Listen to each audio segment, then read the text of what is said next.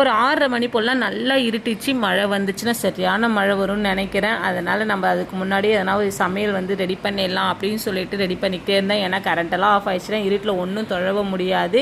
Current இருக்கும்போதே எதனா சாம்பாரும் சட்னி எதனா செஞ்சுக்கலாம் அப்படின்ட்டு பிளான் பண்ணிக்கிட்டு உள்ளே வந்துட்டேன். உள்ளே வரும்போதெல்லாம் நல்ல மழை இடி மின்னலோடு ஆரம்பிச்சிருச்சா.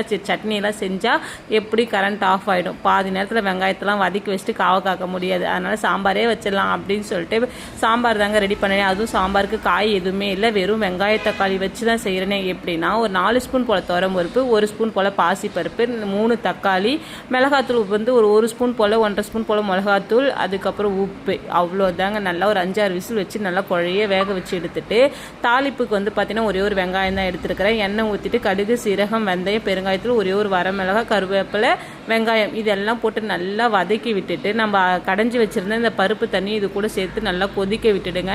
இது கொதி வரும்போது சும்மா ஒரு சின்ன நெல்லிக்காய் சைஸ்க்கு அளவுக்கு புளி எடுத்து ஊற வச்சுருக்கேன். அது நல்லா கரைச்சி ஊற்றிடலாம். இப்போ நல்லா கொதிச்சிச்சுன்னா நம்மளுடைய மனமான இட்லி சாம்பார் ரெடி ஆகிடும். சூப்பராக இருக்குங்க. கண்டிப்பாக ட்ரை பண்ணி பாருங்கள்.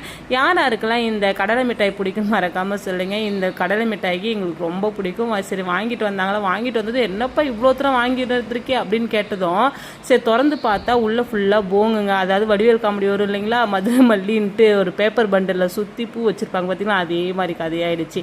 இதை வாங்கி இன்றைக்கி நாங்கள் ஏமாந்தது தான்ப்பா மிச்சம்.